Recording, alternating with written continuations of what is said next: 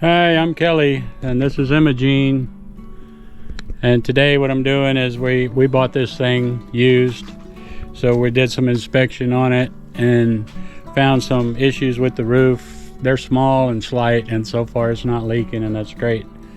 But I bought a big 4-gallon can of the RV Roof Magic and some of the Dicor sealant, and I'm going to go up and take care of some of there's big air bubble blisters in the original Dicor, so I'm going to cut those out and clean that up, and then we're going to paint it with the RV Roof Magic.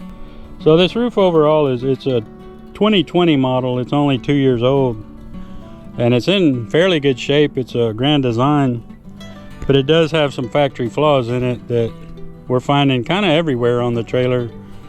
Nothing really major showstoppers, but right here at the ladder, I don't know if you can see that. Let's see. See the bubble where the screw went through it? So what they did when they sealed that, it had captured air under there or something, and it kind of bubbled up. And you can see there's other ones along this is the back cap where we're at now. But it's not bad.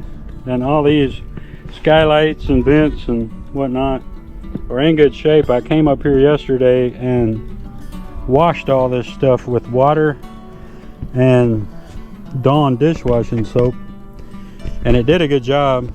Cleaned it up real good.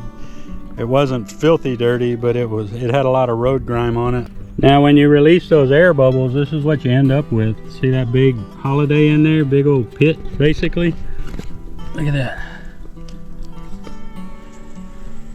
See how that looks under there?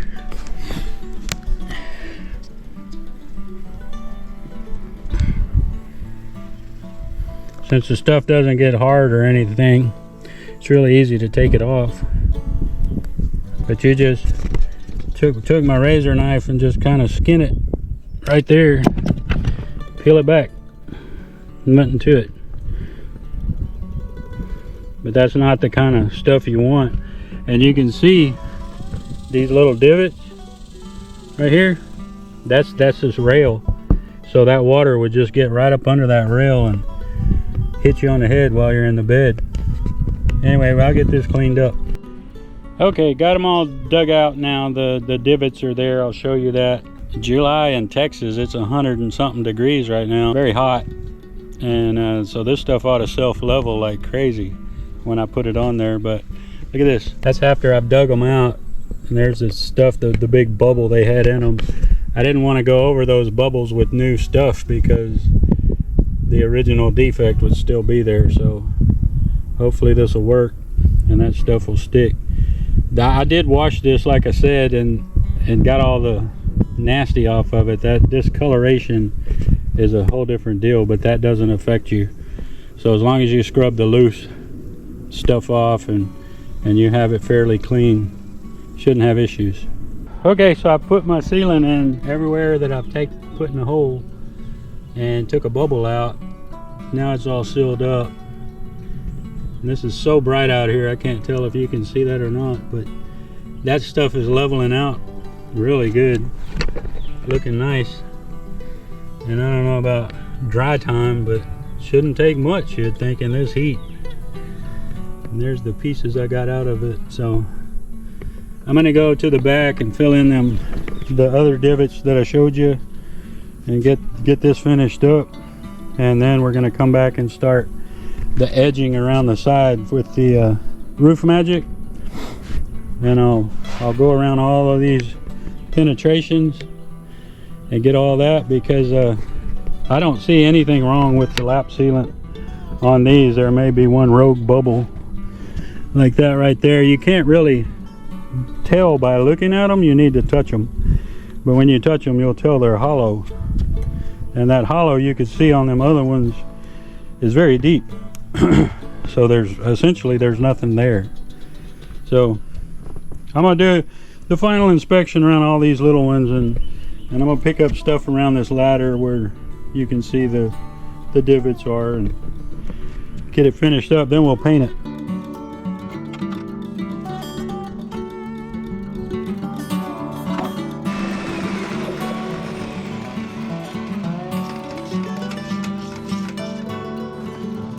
really quick. We're using a red Solo cup, not to drink beer, but to pour that self-leveler roof stuff in it. There you go. Great.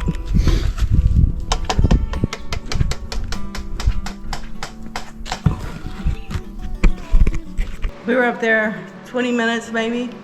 Kelly did a lot of rolling and he got a lot done really fast. But that white roof, is it because it's rubber? I don't know, but it's white and reflective, and it, like I told you, it's over 100 degrees and zero wind and zero shade. So yeah, Texas is like that. I sucked. I'm normally good at cutting in, but it was dripping because you want to get it kind of thick, and it was too darn hot, you know? Yeah, but all the extrusions through the ceiling I showed you earlier, I got them all trimmed out, went around them with the RV Roof Magic, and of course they'll get an extra coat or two, but right now they're good and drying. And that level Dicor sealant leveled out real pretty, did real well, so I'm pleased with that too. And we'll update you later. Yeah, so don't do this if you can help it in the hot heat of summer, right? You need to do it in October, but we're, you know, hurricane season, so we're trying to get it just in case there are some leaks. We found some spots that need some actual like silicone on the slide, because when he was washing the roof it leaked, and he found where they didn't putty it up in certain spots, so he's gonna do that later. So we're taking a break, and I'll also show you how it melted the Solo cup we used. It was not the heat. What is the chemical in there that did it, you think? It's just some hydrocarbon that's in the RV Roof Magic. Yeah. That you can't use styrofoam and obviously some plastics, so right. Watch what you put it in. Yeah, the red color was coming off. This is what he's doing, you see. Making a mess. Making a mess, but that's okay. Make me feel better about the mess I made.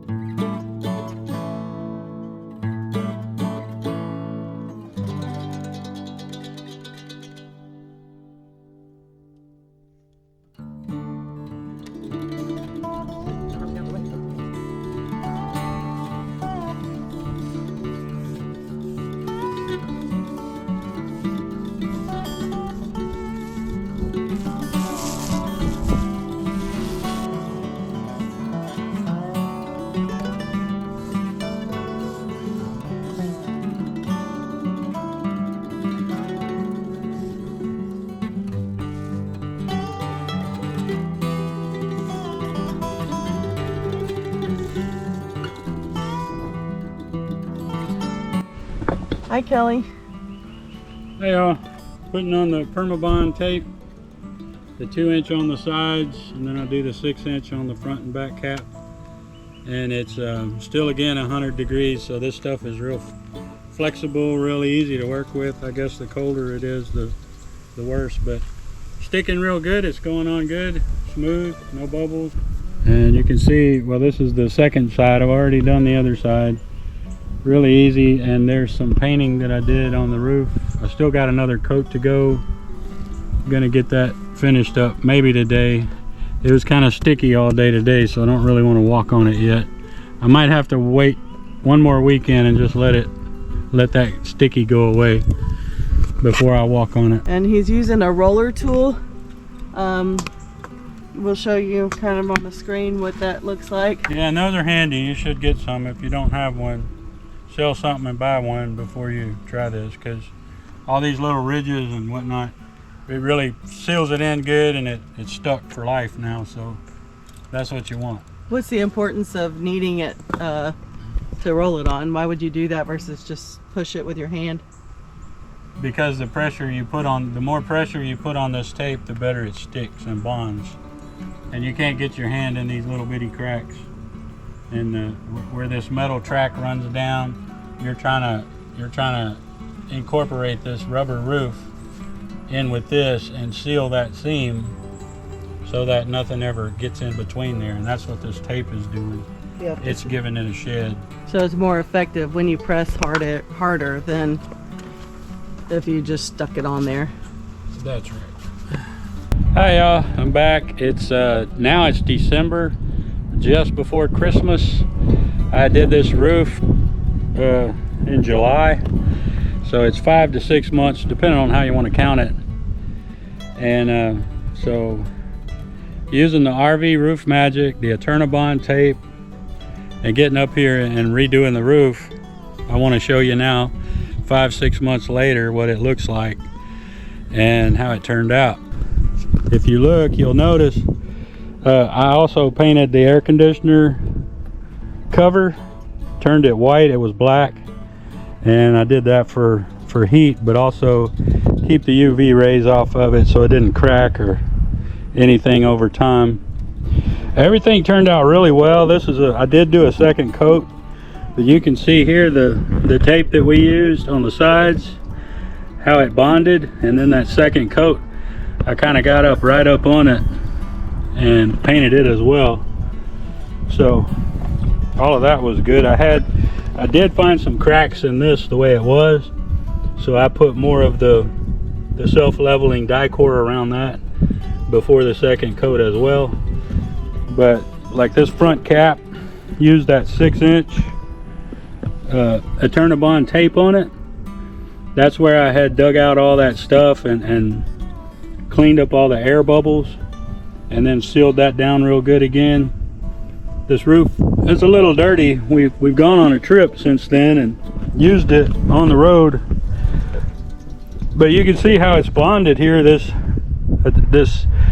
RV Roof Magic really is magic. It did great, and I think this roof will last a very long time. That stuff's expensive. I had bought that 4-gallon container, and I put this on here very liberally, and these are good thick coats, and I still didn't use 4 gallons. But I don't know, I'm just real impressed with the whole job. It all turned out really well, and I had some stuff I had to dig out around here too. That I didn't tape that, but you can see the standing water on it right now.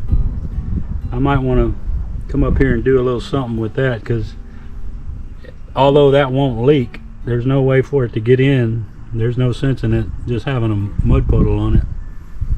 So, and this back cap's got that 6-inch tape as well. 5 to 6 months after the fact, I'm really impressed. I used the 6-inch tape around here too, just because I had it. And I had bought 50-foot rolls of that.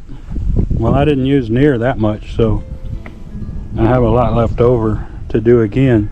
Anyway, that's the update on that. We did actually have another water leak, so that was under the bathroom sink. And so what I ended up having to do, I went and bought tools to do the PEX piping, because all of my plumbing tools were for normal houses. So I had to get all that, and I did fix a water leak under there. And what it was is the outdoor shower, the hose that goes through the wall. I can show you that when I get down, but that darn thing was leaking just ever so slightly. It would drip just every once in a while, but apparently it had been doing that since we got the trailer, or when it was brand new, because there was some damage in there, so you could tell it was a long-term type thing. But it's repaired now, and it's good for life. I'll get down and I'll show you. Okay, so you have this little spray nozzle on the side of the camper. This is at the rear on the driver or passenger side, and there's a little fitting in here. See that quick connect? That's for your little hose. Well, inside that wall, that darn thing was dripping on us, and you couldn't tell it. It wasn't dripping hard enough to actually make it like a real leak. All right, so here in the back of the camper, we're inside now, right even with that port that I showed you.